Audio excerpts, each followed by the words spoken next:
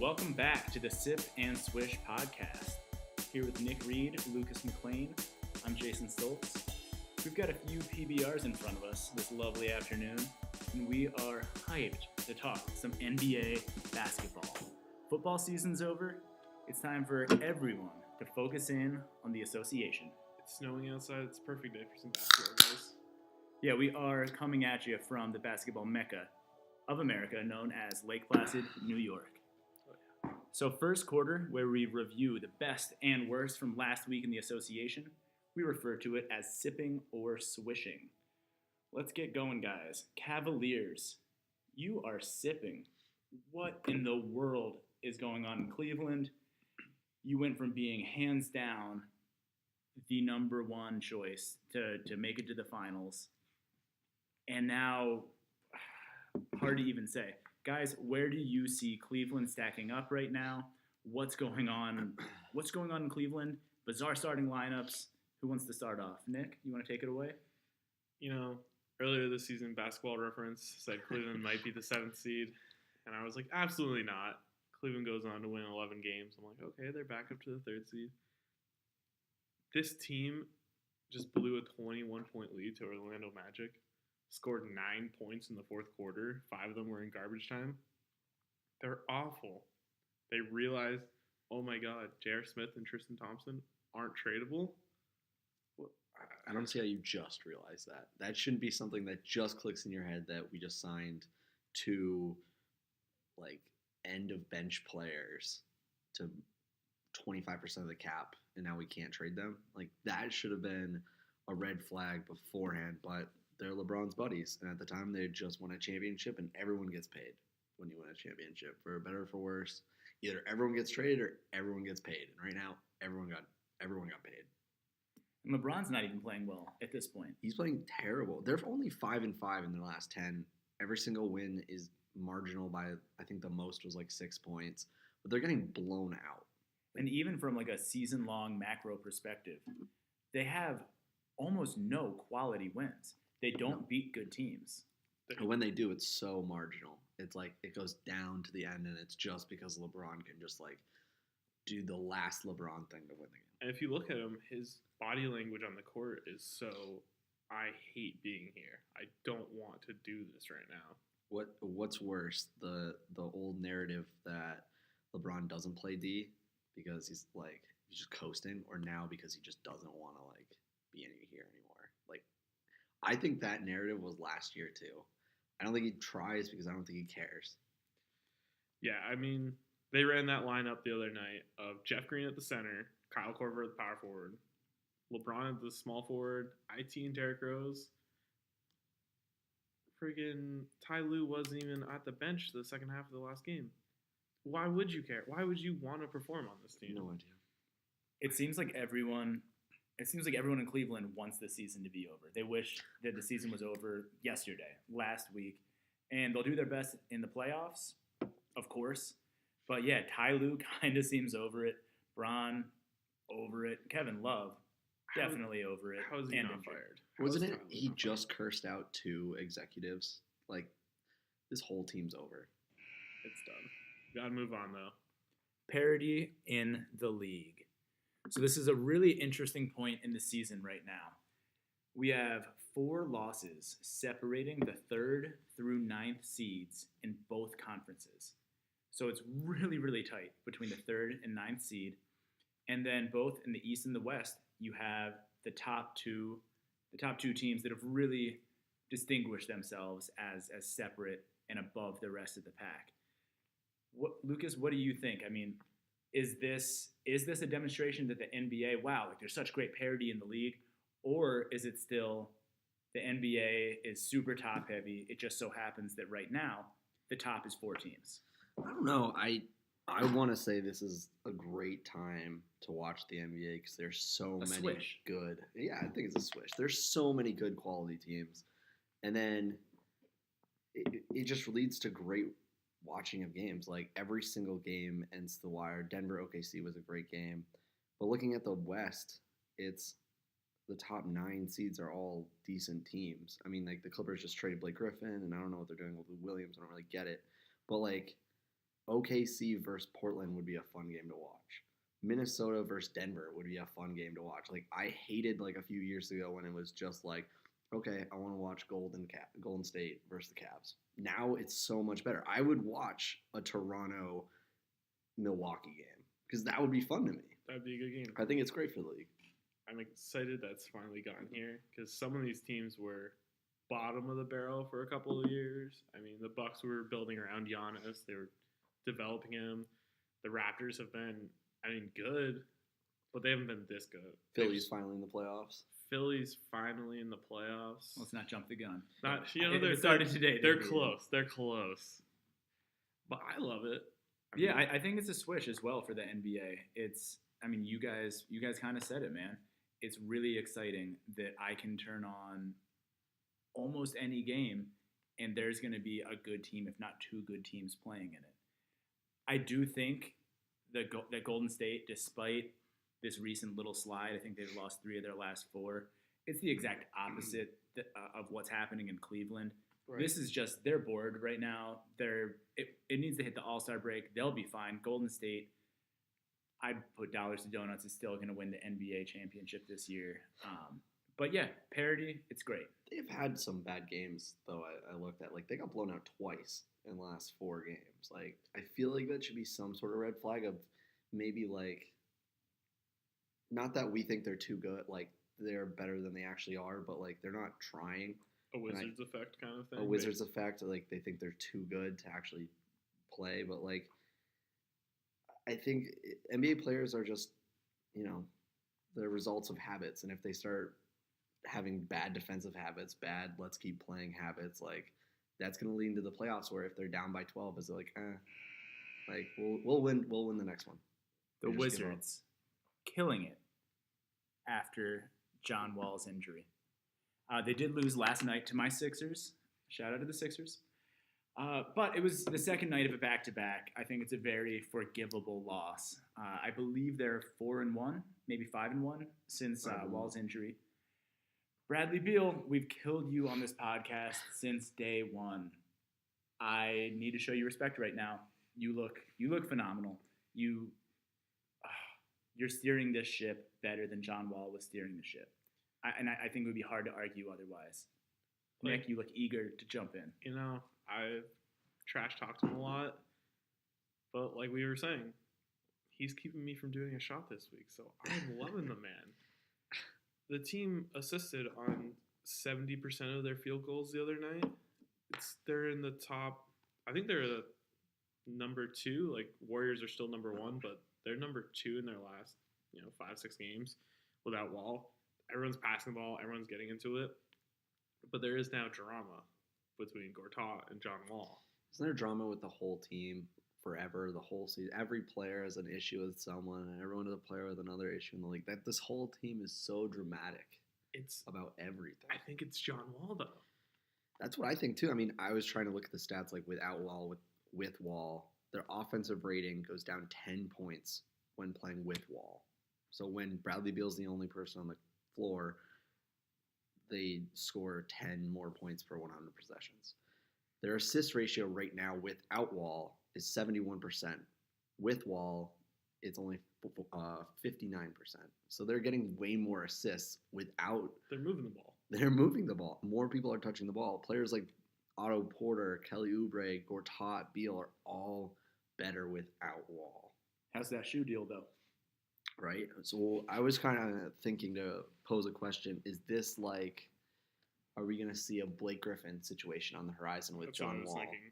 Is there a situation where the Wizards are going to look to move a supermax player because they're better without him, and they could get a haul for John Wall? Wait, are you saying that the Wizards are swishing without John Wall? They're swishing without John Wall, and should they trade John Wall? I think give it another 10, 15 games. And if they are just killing it, next season, ship them off. I think it's going to be hard to find a suitor, though, to be honest.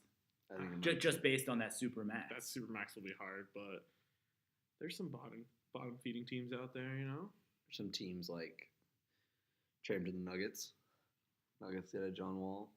They'd have to give up They'd have to give up a lot. a lot. It's almost like you need to find a team similar to Detroit where they're okay with throwing tons of money at one-star player because it's going to put, butts in seats, and because you're okay being the 8th seed going into the playoffs. Right. If those aren't your main motivations, then I don't know how you can do it.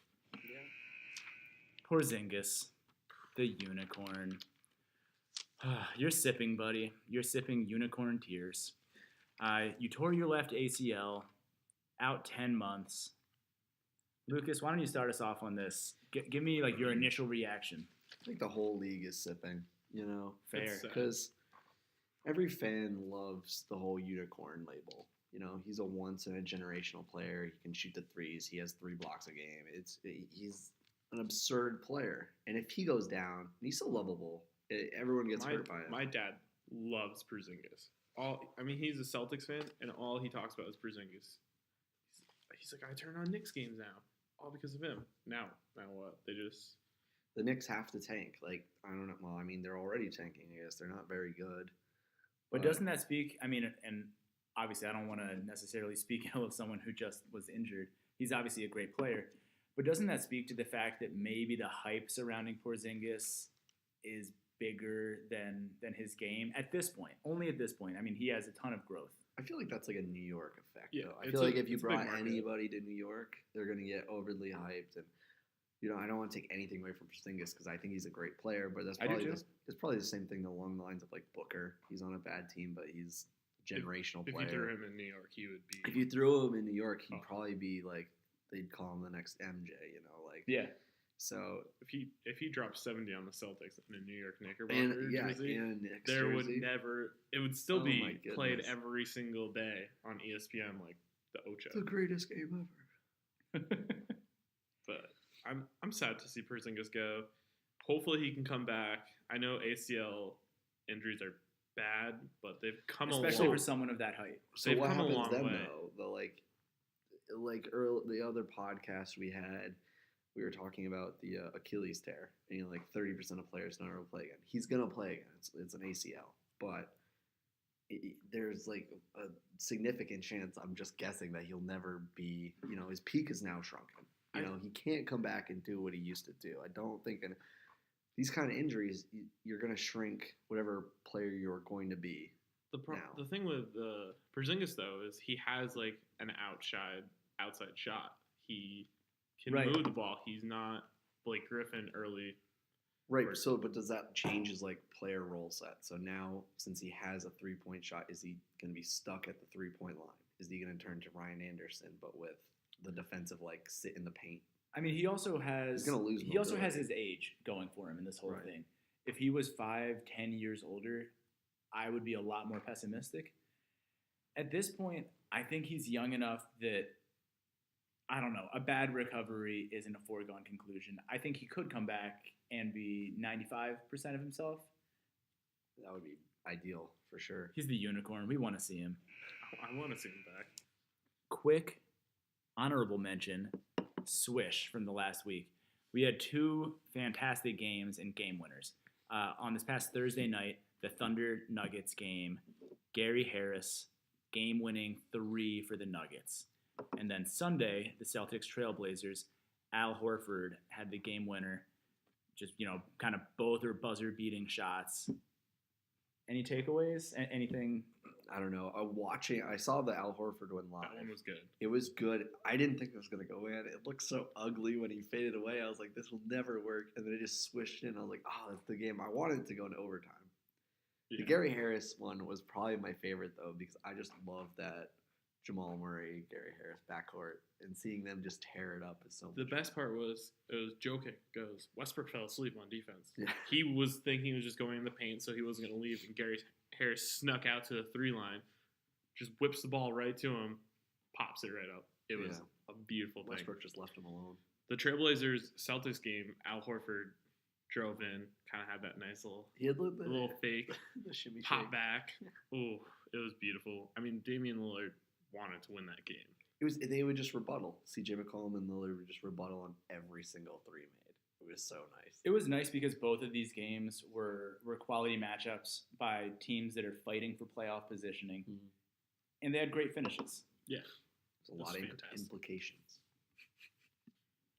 Second quarter, garbage time. We all get to talk about something near and dear to our heart, or something that's just really been on our mind, someone we hate, someone we love. I'm going to start it off today, and I'm not necessarily a proponent, a fan of the NBA shortening the regular season, but I do think it's something that's worth seriously looking at. I talked in last week's Garbage Time about my love for Adam Silver. I think he's the best commissioner in sports, and I have no doubt he'll be ahead on this one, just like he's ahead on everything else. So injuries in the association are up around 30% this year. It's a pretty staggering number, especially when considering the fact that they're actually playing less back-to-backs than ever. So we've already taken steps to address this, but perhaps it's not enough. Do we want the NBA to start looking like the NFL, where half, if not more, of the marquee faces in your league don't play? I mean, the NFL this past season had so many issues. That was bad. But one of the biggest ones was you were missing half of the star players. They just weren't out there. And I don't want to see the NBA get to that point, especially because the NBA is a player-driven league. Right. So what do? Do we focus on the records? Because I feel like that's always, and it's something that I care about,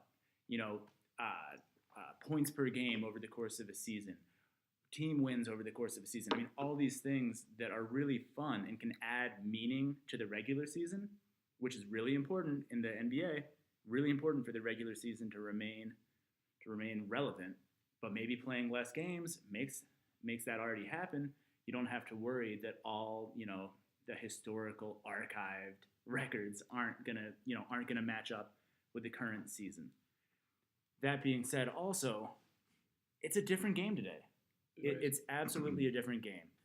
Players are bigger and faster and stronger than they've ever been. And I think at the core of it, I think that's why we're seeing more injuries. I just think some are fluky, of course. You're always going to have the ankle roll, oh man, he landed on someone else's foot. You Right. can't avoid that type of stuff. Right. Number of games won't matter for that. Again, I'm not saying we should lessen it. I'm just saying I'm trusting you, Adam Silver. Just take a good, hard look at if we should. I think they've made good strides in, expanding the season a little bit, lowering the back-to-backs, allowing you to kind of, as with the Celtics, they got to pick their schedule a little more with the London game, so they got a week off ahead of time. So that's a rest in the, A shortened preseason. Shortened preseason because no one cares. I mean, they're making the right strides, and punishments for making players play on marquee games on Right. national television. Maybe they need to do a study after 5 years, because I feel like maybe a sample size of 1 year, it might have too many outliers. But after 5 years of consistent, the same schedule regimen, then say, did those 5 years work? Did it reduce from those 5 years to the previous 5 years? 'Cause Right. I think the way it works right now is, I think it's okay. I think there have been a ton of fluke injuries this year, but man, I don't want to ever see lower games. I want as much basketball as possible. I don't want baseball, Right. 160, but if it's 64 games, I'll be really sad. Even the lockout shortened season. Lockout season was terrible. It was great for my fantasy team because players were playing 3 times a week. back to back to back. It was great, but no, I'd be so sad. Who wants next? I can take it. So my garbage time was about figuring out how much it costs an ownership, a team, to get a winning record. And I tried to take data from the past 5 years, but it all ended up coming to nothing because GMs are just really bad at their job recently. They are just really bad at getting contracts for long term for good players. Every single player that they've acquired recently have been below average, don't have high ceilings, it took me 3 hours to figure this out, though, because I really wanted this to work. I really wanted it to be like a black and white, plain issue, just like... So your hypothesis was? My hypothesis was the more money you spend, the more wins you get. But that's not how it works. I just imagine you sitting at, like, your dining room table with, like, a bottle of Jack Daniels or something. God damn it, it's not working. That's literally what it was. Last night I was just drinking beer after beer after beer, being like, why is this not working? And a huge thing I saw was bad GMs got exposed in the 2016 offseason when the cap jumped 22 million. Hornets spent $175 million. Hawks spent 141. Blazers spent 219. Knicks committed 154 million. Teams just started burning money. Bad teams, bad GMs just started spending money because they just had it, not thinking about the quality of player and if the cap will jump again. It was really frustrating, those 3 hours. It really was incredibly frustrating. So in the end, spending more money does not equal wins. So if your team commits a very long, expensive contract to an average role player, you should have a big red flag and hope to God they trade him away as fast as humanly possible. My best example was the 2014 Nets when they did the big Boston trade. They committed $112 million, which at the time was $44 million over the cap, and they only won 44 games. That's atrocious. But it ruined my whole thing. They made the really Boston Celtics what they are today. Right. And the counterpoint is the 2015 Hawks won 60 games, and they spent $5 million less than the cap. They were incredibly efficient. I don't know how that worked either, but that's my garbage time. GMs should not overpay bad players, and I'm sick of them. Well, the Hawks got off easy because they got rid of Joe Johnson on that terrible contract. They got rid of Joe Johnson. $20 million a year, averaging 16 points. Oh my gosh, that was awful. Well, then they went on to pay Kent Bazemore $17 a year. Jokes on them. We got Lou Aldang for 18. Speaking of Lou Aldang and the Los Angeles Lakers, you're my garbage time yet again. No way. Who would have thought? You know, I'm happy that Lakers fans are seeing what I'm seeing. We're not getting Paul George. We're not getting DeMarcus Cousins. He's now out. But now their sights are set on 2019, on Kawhi Leonard, on Klay Thompson. Another year of Lakers fans getting their hopes up for things that are they going to happen? Probably not. Kawhi Leonard and all the Spurs debacle. I had a exchange of words with a man on the internet the other day where his insider information was Kawhi was 90% guaranteed to leave. And I just go, how? And he told me the Spurs don't take care of their players. And I Which could be so opposite. Like, that's the least true thing you could ever say. I was like, what? What are you saying? He's, oh, well, the Lakers paid for Ronnie Turioff's surgery. And I was like, you mean they covered his insurance that he pays for? Every team has. Every team has? Yeah, it was something interesting. I don't see Kawhi Leonard leaving. Klay Thompson is the only player, and we've said it before, Klay could be the one who leaves. Right. I think the three of us, if anyone leaves that nucleus, it's Klay. I think it's almost inevitable, too, because they're going to have to pay the repeater luxury tax, which is something like 48% of their cap. So they're going to have to spend like almost $60 million just to keep Klay. And that's not worth it to any franchise that's already going to have Durant and Curry. And Draymond. And Draymond. So El Senor Loco. And they have these young players like Jordan Bell, McCaw. Right. All they have to keep doing is they could spend that $60 million, like a fraction of it, just to buy second round picks and just replace them. I would add real quick that I do believe my main man, Jalen Rose, he thinks Kawhi is leaving. He feels real confident on that one. Yeah, but Jalen Rose also thought Chris Dunn was going to be the MVP or the rookie of the year, and he averaged 4 points. So Man, he laid into my sons, telling them that they made a huge mistake on Chris Dunn. I mean, Chris Dunn's fine now. Oh yeah, well until he destroyed his face. But I mean, the Lakers, Ingram's killing it right now. He dropped 26 last night on your Suns, which Killing it. He looks great. He looks so good. I love watching him play. He's getting there. And his hair looks better. Yeah, it does. It does. For whatever that's worth. I mean, we're playing without Lonzo, who hopefully he'll come back soon. I would love for Josh Hart to be our starting shooting guard next year. I'm buying into it. He got 10 rebounds last night. So did Josh Jackson. Yeah, but you guys lost. So? Lakers are winning right now too, right? We're doing well. Like 11 of the last Since 15 the Ringer. games. Thank you, the Ringer. You have like 19 wins. Although Magic Johnson, we have more wins than the Suns. So. I won. No. Yeah. Don't you have 19? No, Suns we have 18? 22. Oh my god. You have 18. We have 22, sir. Well, you're still not getting your pick. That's all right. You aren't either. Jason might. Jason. Well, we just got fined $50,000 for Magic Johnson saying Giannis is going to bring Milwaukee a championship. $50,000. That's silly. That seemed really, really odd. And Milwaukee posted on their Instagram saying, like, Giannis is going to take us to a championship. All right, so before we get into the third quarter of the Lucas list, I have a great story of how I bought a 12-pack of beer for today's podcast, some Pabst Blue Ribbons. Put them out in my garage, and Dad, I know you're listening out there. Go out there today to drive out here to record, and I see, it's opened. I'm like, all right, he maybe took one, maybe two. 4 beers, though. 4 of my 12-pack. Sir. One of them wasn't even drinking. It just opened. I know you're just messing with me now. I still love you, but don't touch my PBRs. Don't touch my PBRs. Don't stop listening, though, Nick's dad. Don't stop listening. Just because we're throwing some shade, but we could really use those beers. Now we have to walk out in the snow.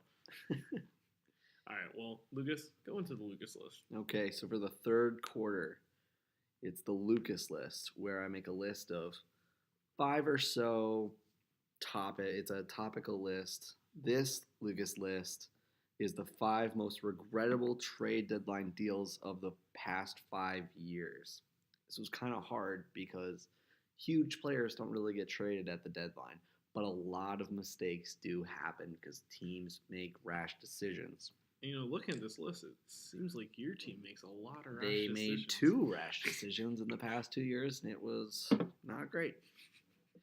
So number 5, I have the Bulls traded Taj Gibson, Doug McDermott, and a 2018 second-round pick for Joffrey, blah, blah, blah, Cameron Payne, and Anthony Morrow. Okay. The regrettable thing about this is the Bulls traded a fan favorite in Taj Gibson, a up-and-coming role player in Doug McDermott, for nothing. Not a single one of those players were on the team at the end of the year. They all just cut them or just sent them away for nothing. So what was the Bulls' motivation at the time? Did they believe in these players? Was this a salary dump? Give us a little insight. It was Taj Gibson was on an expired contract. So he only had – it was basically an end-of-the-year rental for Taj. But they wanted to get something out of Taj, and their thought process was Cameron Payne could be a player. But he wasn't, and he's not, and he never was. So they traded away a player that all the fans got mad about. The Doug McDermott, who they traded multiple picks for to get. 2 first-rounders. 2 first-rounders to get Doug, and they just shipped him off for nothing. It's another Garpax terrible mistake. It was one of the picks, I believe, was Gary Harris. Mm-hmm. Gary Harris was, they should just fire Garpax and just realize he's not good. Just come on. Yeah, this trade was awful. It really, in retrospect, it really makes it. I think it started the demise of the Bulls completely. It helped. Front office can't make decisions. It helped the Thunder. That's what I mean. The Thunder got Westbrook's MVP season out of this. They got 2 role players that were incredibly important. So at 4, I have the 76ers trading Noel to the Mavericks for Justin Anderson, Andrew Bogut, and a 2017 protected first. That first wasn't actually a first. It was all a lie. It was just 2 second-rounders. That's what they're all becoming now. When teams say they trade a protected first, it's like, okay, you'll get 2 seconds in 4 years. Right. The Mavericks were the 6th seed, and the 6th pick in the draft projected, and they protected this first top 25. It's like they're never getting that pick, so Right. it was just going to turn into 2 seconds for Nerlens Noel, and this was like, I can't even remember who the ownership is, not the GM for the Sixers now, but that was like his first mistake. It was like, Was it Hinkie? no, Colangelo. Colangelo, yeah. Noel was the first piece to the rebuild. Well, that was Colangelo, gone. it felt like really. There were a few things he did that it felt like he wanted to just like stamp, like that era's over. Yeah, he wanted to like restart himself, but it really hurt because there were so many rumors beforehand that like the Celtics would have traded like a first. They would have traded Marcus Smart for Noel. Then Right, like it's not unintelligent based on the Sixers roster to have traded Noel. Oh no, I think that's he not needed to be traded. unintelligent. I think this trade, But the trade itself, the trade exactly. itself made no sense to me. Okafor and Noel needed to be traded at that point when their stock was high. Noel should have been Okafor in retrospect should have been traded like after his rookie season. Right. Noel could have been traded that season for I think a much better price too. Like I don't know. That was a huge mistake, I think. At 3, I have the Suns trading away Isaiah Thomas for Marcus Thornton and the Cavs first. Who? Who's Isaiah- Marcus Thornton? Marcus Thornton. That's He's the not in the point. league anymore. He That's, was that's the point of Marcus Thornton. Yeah, it was like a lighthearted Oh, comment, I Lucas. see, that hurts. But I mean, the Cavs pick turned into Marquise Chris, so that's how I see it. So we traded Isaiah Thomas for Marquise Chris, The guy you want to trade now. the guy I don't like. But that was a huge mistake because Isaiah didn't want to leave the team. He loved being the backup point guard. He was averaging 20 a night in only like 24 minutes. He was cruising. He is super loyal to all the teams he's ever Every been on, team. other than the Cavs, because I really think he wants to get out of there. I think so but not too. not to derail. Please continue. But that was just the biggest mistake. I mean, they should have traded Bledsoe, and Dragic wanted out. But I really think the biggest issue was Bledsoe. The Like three- out of the those three 3 guard- point guards, Yeah. I think you could have kept Dragic and Isaiah, and it would have been fine. You Yeah, I- can't keep Bledsoe. because- Dragic was just upset about the 3-guard rotation.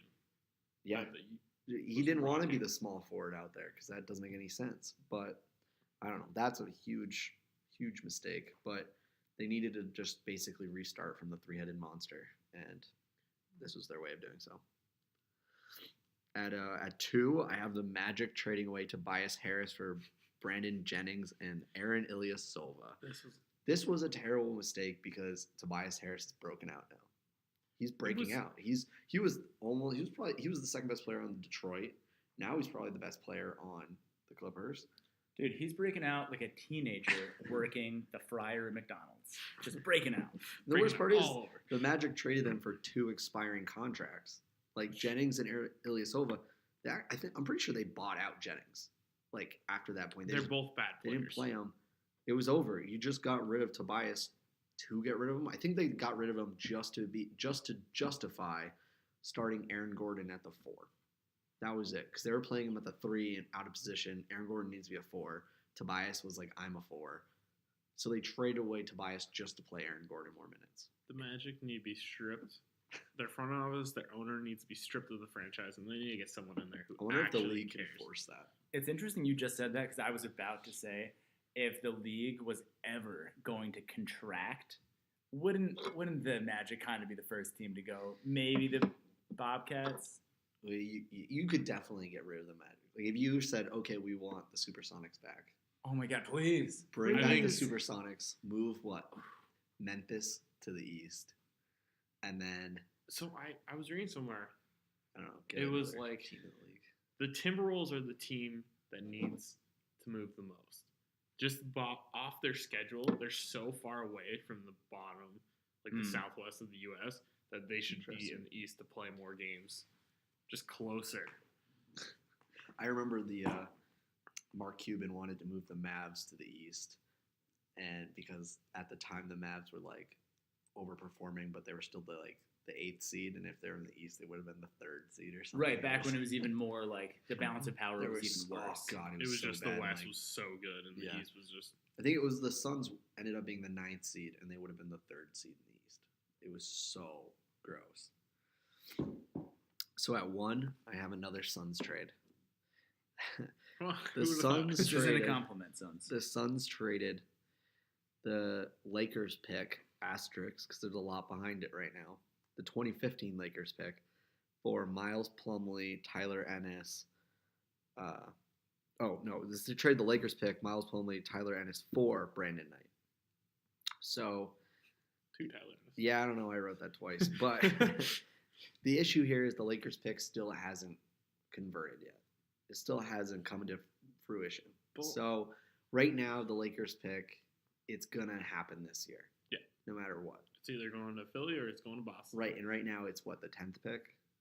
It's got to be somewhere around there, right? I think it is somewhere around then because I think it's better than the Nets pick. I think it's like the 10th pick. So it all depends on what this player is. But even so, right now, I think that was a huge mistake because the value of the 10th pick is more valuable than B Knight right now being injured. Unless B Knight comes back next year and plays at the level he played at the Bucks, and the player that they pick at 10 is a bust, then that's the only way this pick works out. This is B Knight's second This big is his- injury? Yes. I wanna I think say he had like a minor one after he got traded to the Suns. And then And then this was his big one. Like he this is his big tore one. his ACL over like playing a pickup game. Yeah, so we all know players come back really well from. I don't ACL. know if they do. Yeah, Lucas, the Grim Reaper of all injuries. It's just there's no chance. You should go into motivational speaking, honestly. to Just- like a hospital. A hospital. You're fucked. A children's You're hospital, no all less. dead. Oh, you tore your ACL, buddy? Well, You'll never kiss walk your again. life goodbye. Lucas. Jeez. I mean, I understand the Suns being like, the Lakers aren't going to be bad for a while. I think every team could have banked on that. I mean, every single team in the league should have thought Lakers aren't gonna keep collecting young players. No one would have expected like this season when they got Mozgov and Deng. They didn't think it was gonna be Mozgov and Deng. They thought it was gonna be like someone huge. Like They didn't know who was running the show. but at that point, Good for us. there's no reason to Good for you. believe. There's no reason to believe that the Lakers should have been a low lottery team 3 years. Like 4 years after Kobe.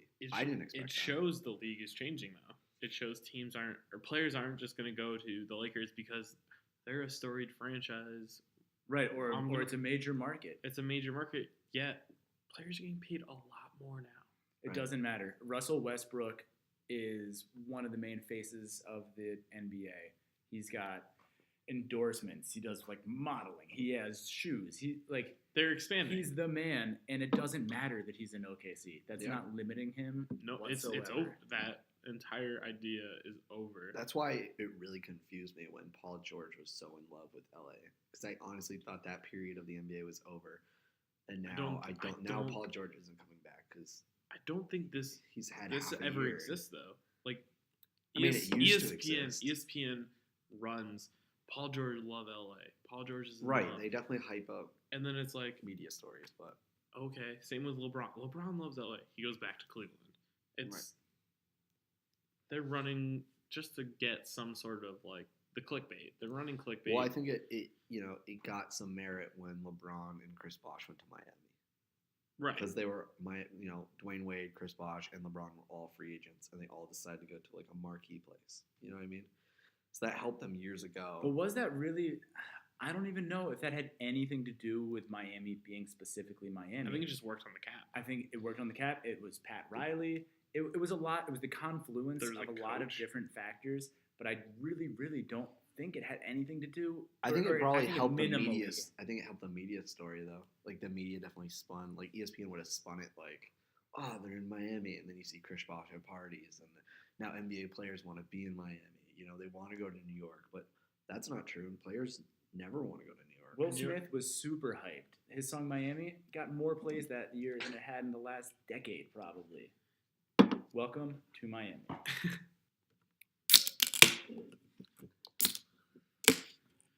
All right. Welcome to the fourth quarter of the Sip and Swish podcast. So for the fourth quarter, we pick 5 marquee matchups going on this week, and I'm going to be your host for the fourth quarter. My name's Nick. God. So last week, the game went down to the wire. The Monday night Washington Wizards versus the Indiana Pacers. Bradley Beal versus Oladipo, who I don't even think played. So we were all sitting at 3-1, correct? Going into that last game. 3-1 going into the last game. Based on last week's picks that we had made. We were 3-1. You guys finished 3-2 and I finished 4-1. I don't have to take a shot. Yep, no shots for Nick this week. No shots. Thankful Lord. Going into the week, I was sure I was taking a shot because last time I was pretty buzzed. He was feeling good making his picks last week. But maybe that's how he does. Maybe that's how he does his best. That's how I do my work. All right. So, Jason, why don't you tell us what we got in the shots this week? All right. So I kind of went with the theme, and everything that's in these shots starts with the letter B. Maybe I chose a theme because my daughter watches Sesame Street, and I just live on the alphabet right now. So we've got Bacardi, Brandy, barrel-aged bitters. That one had 2 B's. And now I'm going to be topping it off, if I can open this. Struggling. Well, Still struggling. So it's going to be Bailey's eventually. It's going to be Bailey's once he gets it off. Let's see if you have stronger hands. I've got tiny hands. People that have been following this podcast for a long time, you already know I have small hands. I'm sorry. I was born that way. I can't control. Oh, here we go. All right. I loosened it. So we're going to go with a new theme on the podcast. We're going to name the shots. Yes. So, Jason told me it was a lot of B's, so I was going to go with BBB, but this one's going to be the Porzingis because it's going to hurt to watch it go down. Oh, yeah. Oh, God. Do it fast. Oh, cheers. This is going to be the worst ever. So creamy. Go straight for the PBR. Jason looks like. Oh, the cream. Okay. I don't lie on this podcast ever. That actually was surprisingly not that bad. There's one enjoying it, the other one's... I don't want to drink that every day, but that was not the worst we've done. That was not the worst. I thought I had created a monster. I don't like creamy stuff. That's going to be on Lucas's gravestone. I don't like creamy stuff. So let's talk some basketball, guys. Let's get off the shots, and we're going to go into the basketball. All right, so switched up some games this week. We're going to start off with Indiana versus New Orleans. Now, New Orleans is at home. The Pacers are favored in this game now that Boogie is down 63%. We're going to start off with the man who looked like he just died. Lucas, how you feeling?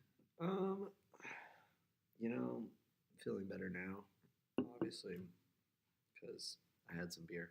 But I don't know. I don't think the Pacers are going to win. I have more faith in Anthony Davis than I do Oladipo.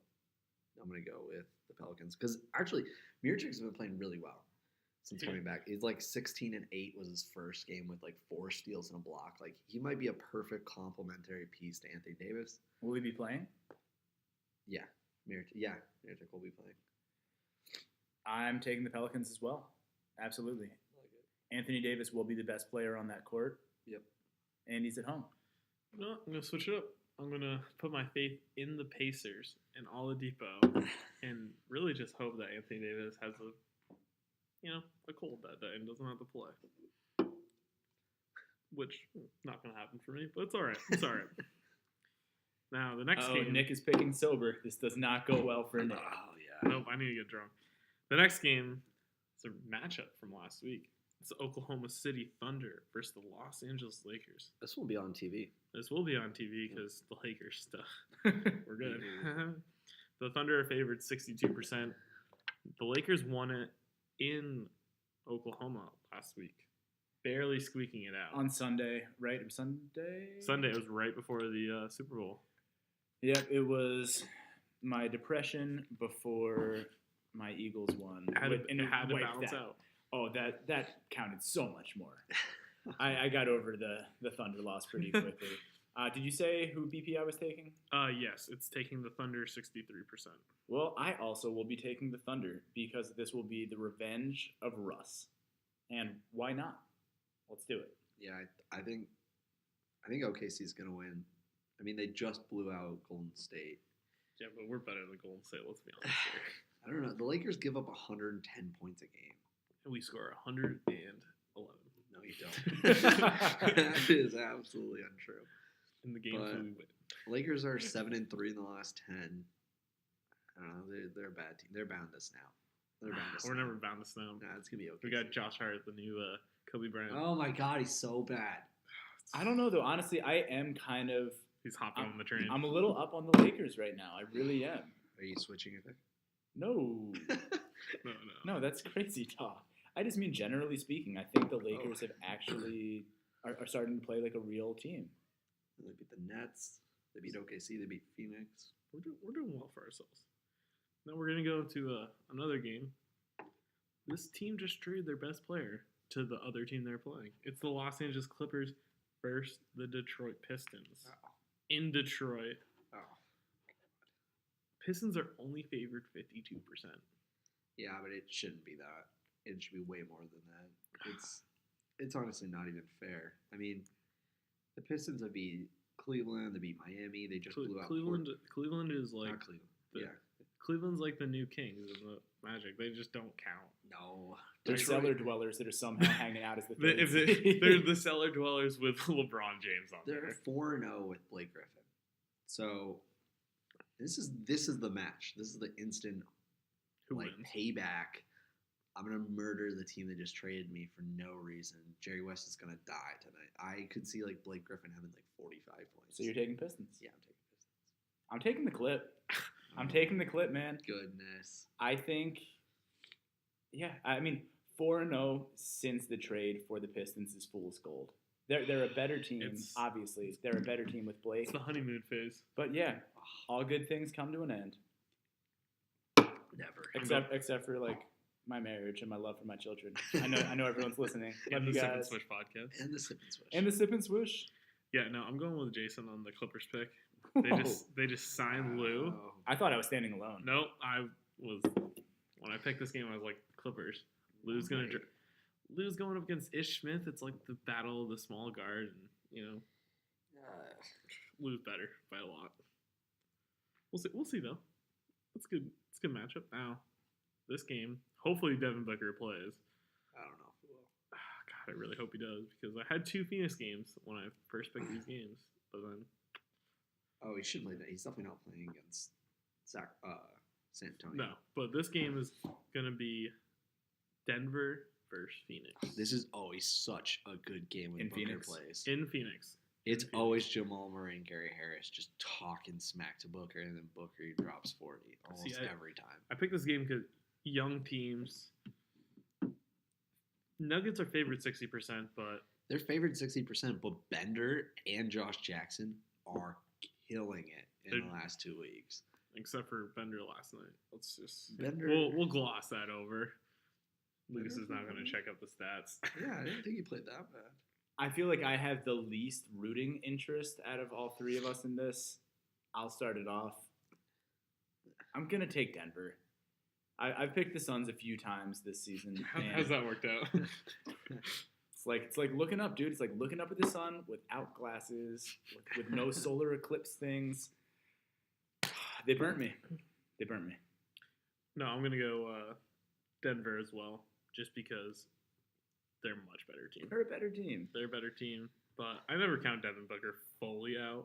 No, if he's on the court, he'll be the best player on that court. Yeah, if I'm picking the Suns because I want Devin Booker to be back. Josh Jackson's doing better. Bender's doing better. TJ Warren is I love always TJ. drop like 22 a night off of just layups.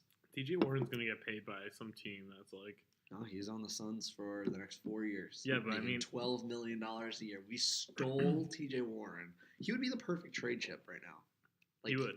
I if mean, we he'd be like a traded- Harrison Barnes on their team. where If he's we gonna get 20. traded TJ Warren and Marquise Chris for like Blake Griffin, I think they would have taken that trade over Tobias in a first. Lucas is just hijacking your fourth quarter right now. He's- So for our podcast listeners, Nick is supposed to be running the fourth quarter, and Lucas is just hijacking Lucas it. is just trying to trade the Phoenix Suns for Blake Griffin. I just and wanted it's- Blake. You're not gonna get Blake. This Well, is now when, he can't. this is when my wife listens. She's like, "You guys need to stay on topic." It's the fourth quarter. The drinks have been. This is you when know? we start drinking. Everything's hitting us. Yeah, no, for sure. The shots get down. All right, the last game, the Utah Jazz and the Portland Trailblazers. Portland's at home, 60% favored for the Trailblazers, but the Jazz are hot.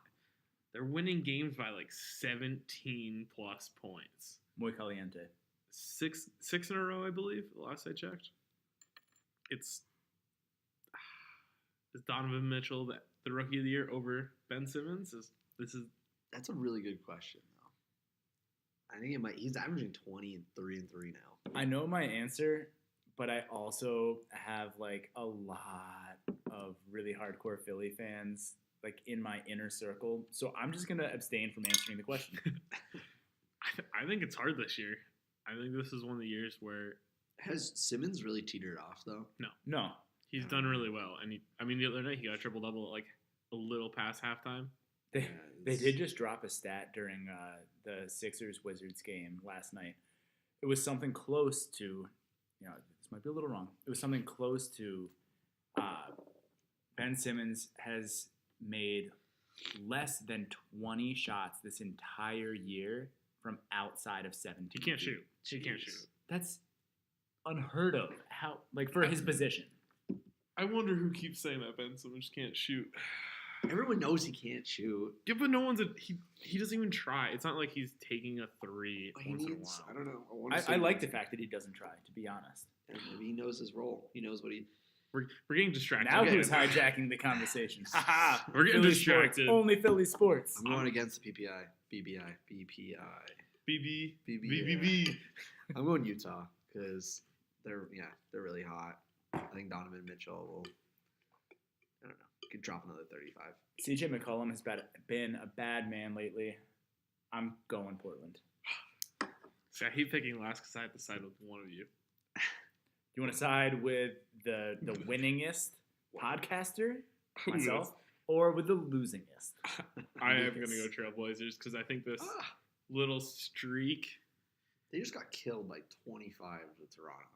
Who The Trailblazers. Yeah, so they're coming back. Then they lost to Boston. Then they got blown out by 20. The to loss to Detroit. Boston it's a game winner though. And it's an acceptable loss. It's an acceptable loss. They're the number one seed. In The East. Jazz just beat the Pelicans, the Spurs, Golden State, and Toronto. Yeah, and they're about to lose to the Portland Trailblazers on Sunday. You know it. You know it. Well, that ends the fourth quarter. Thank you for joining us yet again for the Sip and Swish podcast. Make sure to follow us on Facebook, Sip and Swish NBA, Twitter @Sip and Swish.